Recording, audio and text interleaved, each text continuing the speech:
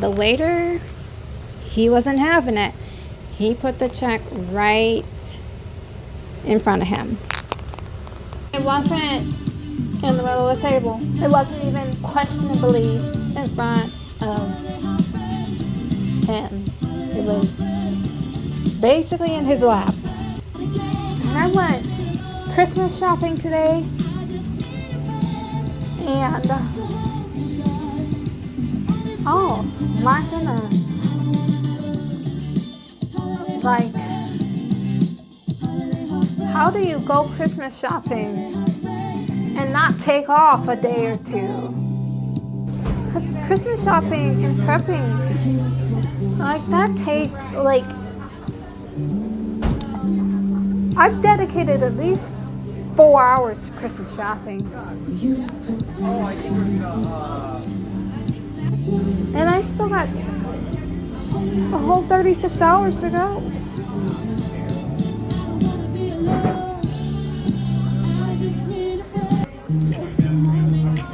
What? Adulting.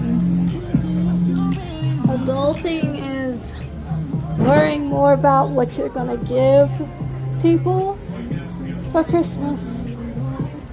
This Christmas, I was so very much looking forward to Christmas and all of the mistletoe, the pine, all the smells, and the sugar plums, the peppermint, everything. I was looking forward to the Christmas songs, the lights, the snow, and I also wanted something different. So I listened to Christmas songs in a different language this year. Multiple different languages, and that was very fun. I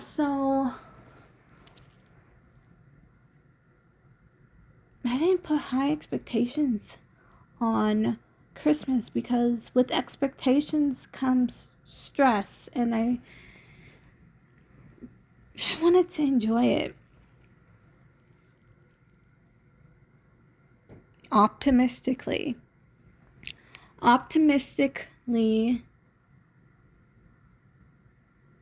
low expectations. Is that something possible? I think so, if you're not being too caught up in the material things, right? Like, yeah, the simple thing. And I've watched so many Christmas movies, and over half of them I didn't even want to watch. But this little voice kept telling me, why not? You might like it. Try it for 10 minutes. And I love those Christmas movies. I've been on Tubi. Tubi is great. Tubi is free. And they've got movies from forever ago. And I really like Tubi. I don't know why I didn't get on Tubi sooner. And then that little voice said, when did you stop negotiating for yourself?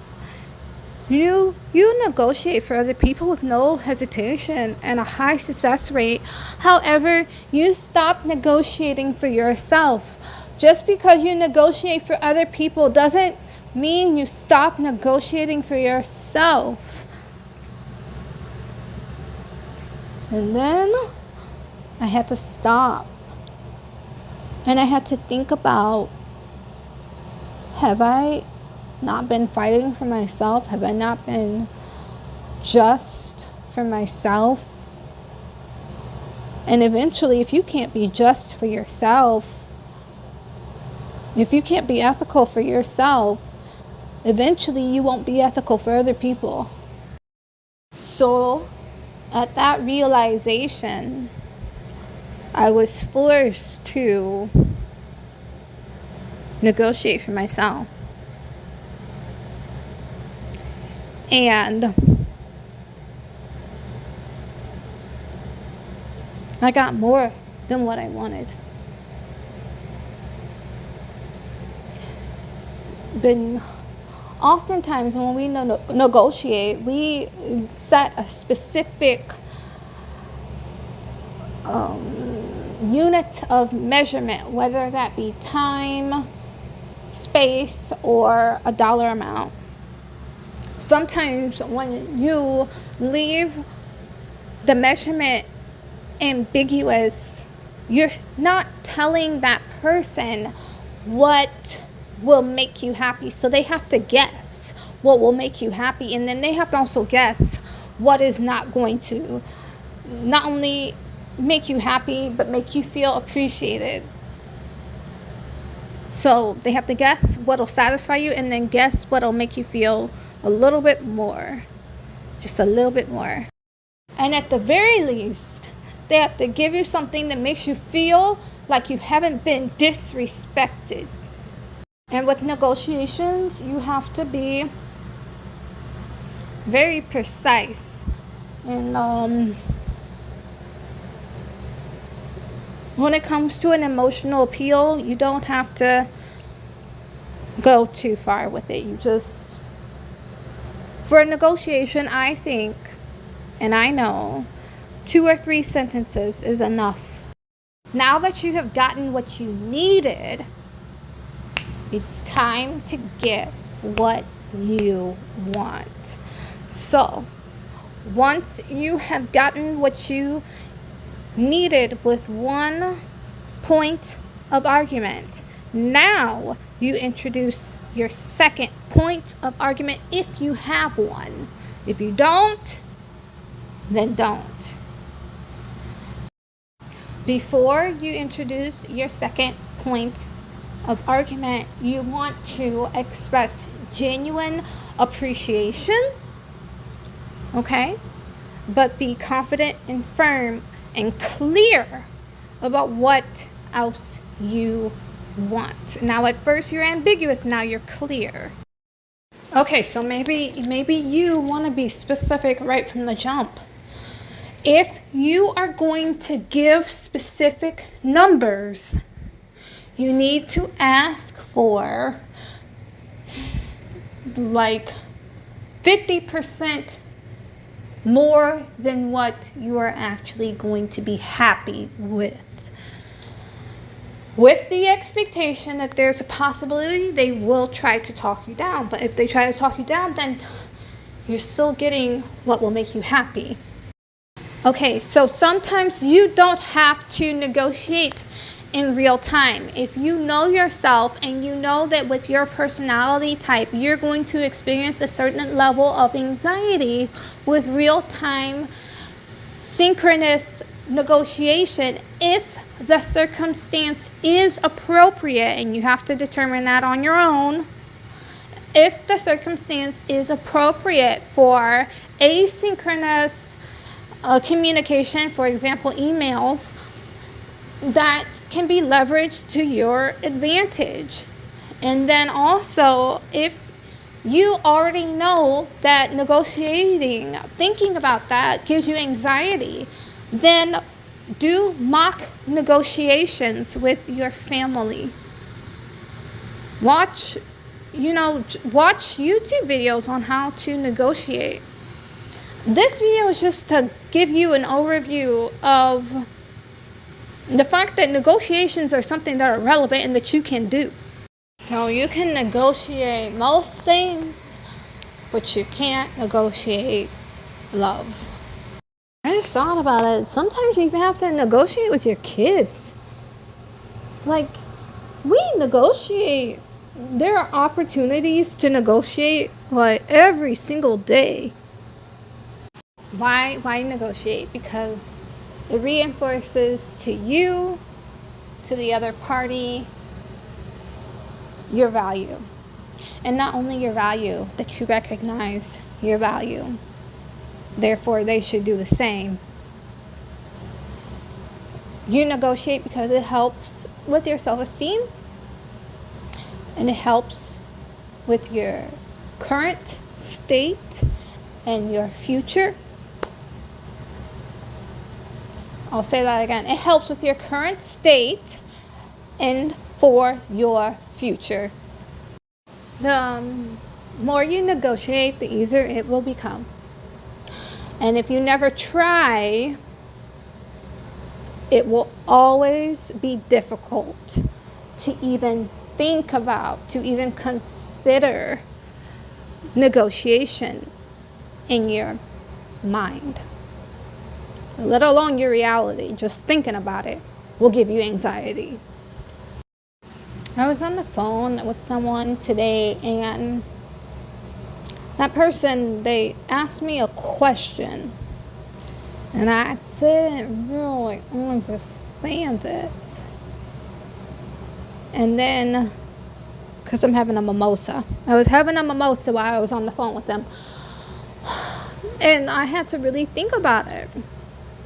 I was like, wait a minute, what are they asking me? I have to listen between the lines. I had a boss one time, she said that to me.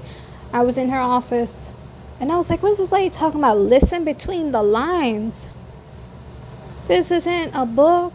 What is she? And then time gives us perspective. And she actually did take the time to give me the context to understand what she was truly saying. And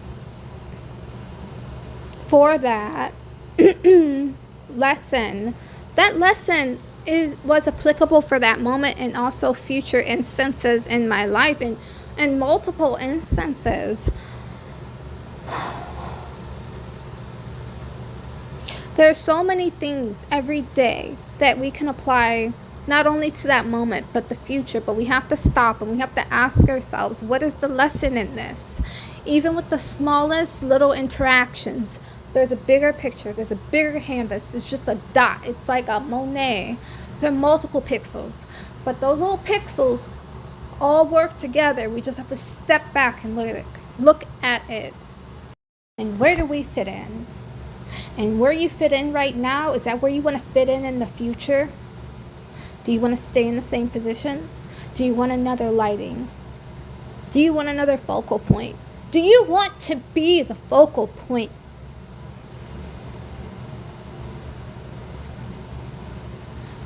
This is the time of year people should be considering their resolutions. And when you write your resolutions,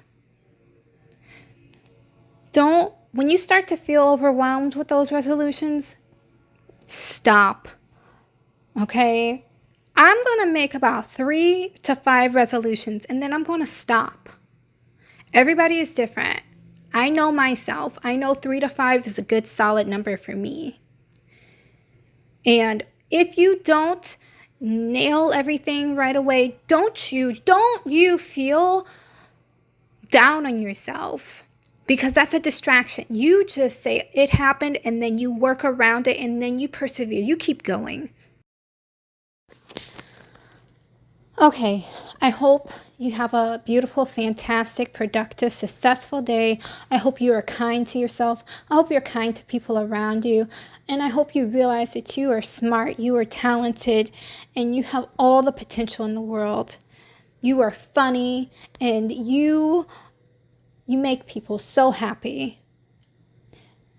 I hope you continue to pursue your dreams, and that you're true to yourself